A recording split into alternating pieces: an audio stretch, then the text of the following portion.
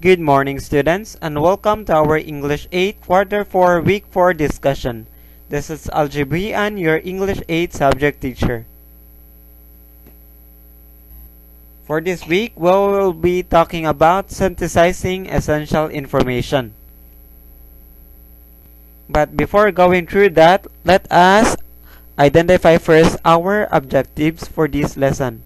So at the end of the lesson, the students will be able to gather information from different sources, note and summarize important details in a text, and synthesize essential information from various sources.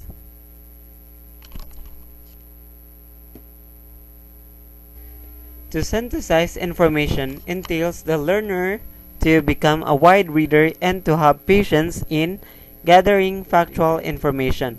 So this skill is critical and falls under higher order thinking skills or HATs, since one needs to undergo a process to come up with a good result. A learner cannot directly synthesize information without passing through a process. In addition, the learner must have a background knowledge on citing sources, since this plays a significant role in synthesizing information. So whenever you gather details, factual or not, you must always review the sources and annotate them, as well as to avoid plagiarism. So when one uses the idea of another without proper citation, that is plagiarism. Okay, so at this point, on this slide, we are going to understand what is main idea and significant details in writing a paragraph. So in synthesis, there is a need to refrain from unwanted ideas.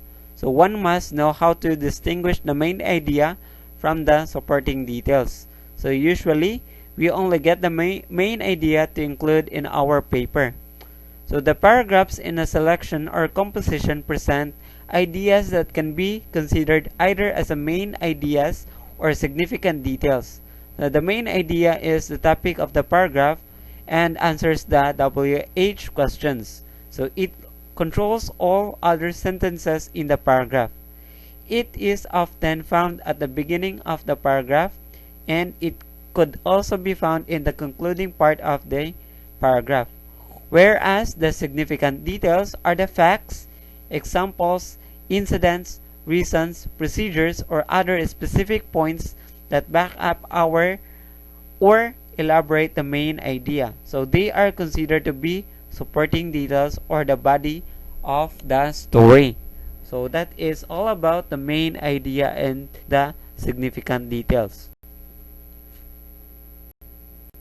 Now let us move to the noting details, or we are going to learn what is meant by noting details. So noting details is a skill that a learner should develop. So it is an important reading, writing, and study skill. So when a learner masters noting details, he or she can perform more difficult comprehension skill like summarizing and synthesizing. So that is the importance of practicing or mastering the noting details. Okay, so to know more about noting details, so it is a brief record of something. So usually it is written down in a paper. It could be a statement, a quote, or anything that one may have written down in order to remember. So the details noted may be used for any future reference.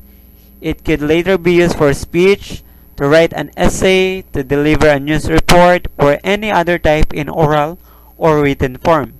So in this module, or in this lesson, you will use this skill as a tool for synthesis, for your synthesis. And you will be able to take note only the important details to avoid overloaded ideas. Okay, so from the sample above, or from the sample, so here are the details that were noted. So we use the WH question for us to note all the details that are important for this selection or for the example above. So when, so this talks about uh, when the story happened. So when, so October 7, 2007, and who, Manny Pacquiao, what, best in the world, and where, Las Vegas, and how, superior hand speed and hard punches. So these are the notes that are being caught in this selection or the example above. So that is how we note details from a paragraph or a selection. Now let us move on to summarizing a text. So summary is a brief paragraph and is a surface level explanation of what is happening in the text. It uses sentences which are rewritten in your own words. Remember that in summary, you just simply retell what has been said and not put your opinion nor make a judgment. So a summary is not as long as the original text. It uses keywords from the text showing the understanding of the subject. So when we are going to summarize a text, we are going to lessen the words or make the words more understandable or make it easier to understand. So let us study the text below. So last month, my sister Karen gave me a new cell phone for my online classes. My new cell phone is a smartphone. Applications I needed for my classes were already installed. It also has a free headset. Sometimes I listen to music while answering my modules. My phone came with a free silicone case, but I prefer to cover it with a customized one. Of course, my favorite anime character is in my wallpaper. Now I can browse and answer my assignments anytime, anywhere. So from the example, here is the summary. So last month, Karen gave her younger sister a smartphone for her online class, and all applications needed for her assignments were already installed so that she can browse anytime, anywhere.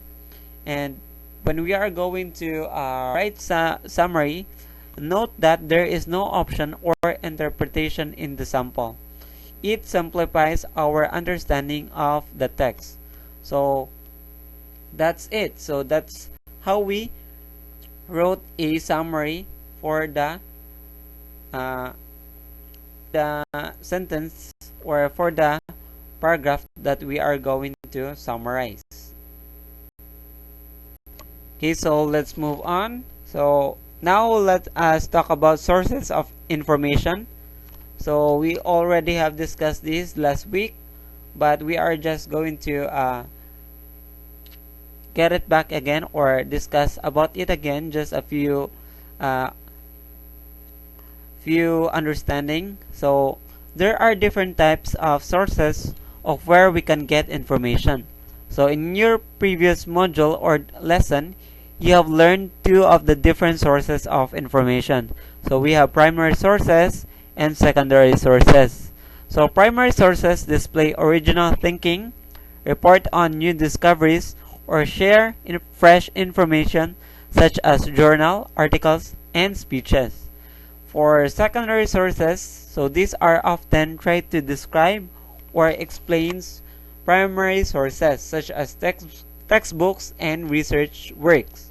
So generally, or secondary sources came from the primary sources. Okay, so now let us synthesize essential information. So synthesis is a process of gathering information from different sources, reviewing their reliability, citing sources, summarizing and writing them down to come up with a desired result. So to make a synthesis, first you need to define suitable sources and then select the relevant parts in those sources. So you will then use your paraphrasing and summarizing skills to write the information in your own words. So the information from all other sources has to fit together into one continuous text. So remember, though, that when you synthesize work from different people, you must acknowledge it. So you are going to include the names of the words that you have taken for you to have an acknowledgement for their work. So when synthesizing an information from different sources, we need to use these 4 steps.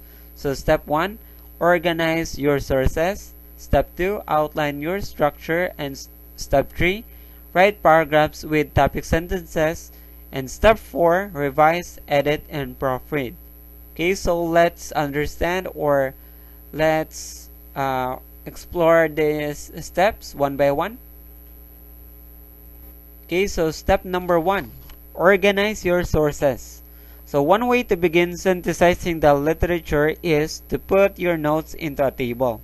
Depending on your topic and the type of literature you're dealing with, there are a couple of different ways you can organize this. Step number 2, outline your structure. Now you should have a clear overview of the main connections and differences between the sources you have read. So next, you need to decide on how you'll group them together and the order in which you'll discuss them. So for shorter papers, your outline can just identify the focus of each paragraph.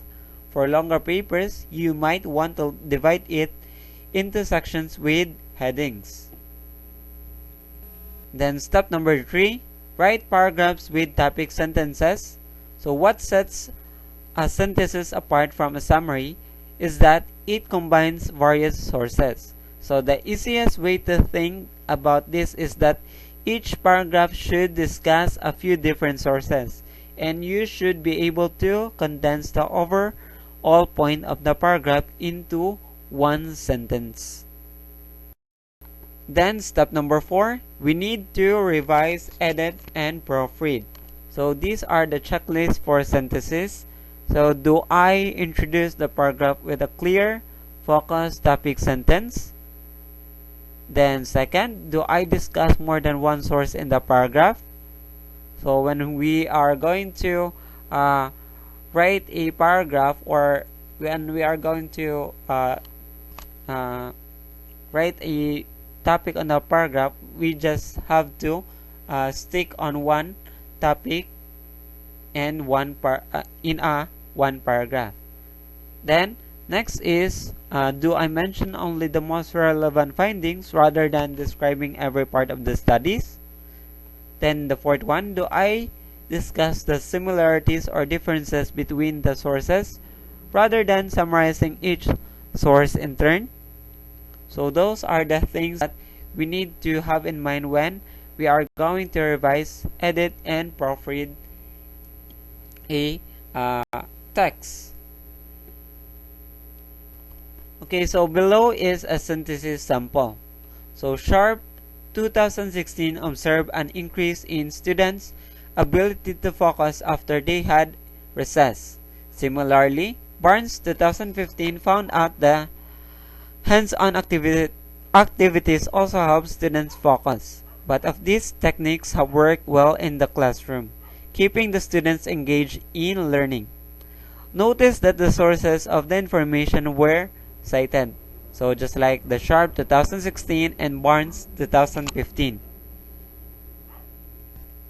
And that ends our topic for this week. So thank you for listening, and may God bless you on your activity for this lesson. So this is Aljp Buhian, your English 8 teacher, and if ever you have questions regarding this topic, just feel free to contact me and any means you want, just like Facebook, or you want to call me, so you can do it in any means you want. So if ever you want to also access this video again or to view this video, so just access this on GAITF LCMS platform, so which is the www.lcms.gaitf.com. So thank you again and goodbye.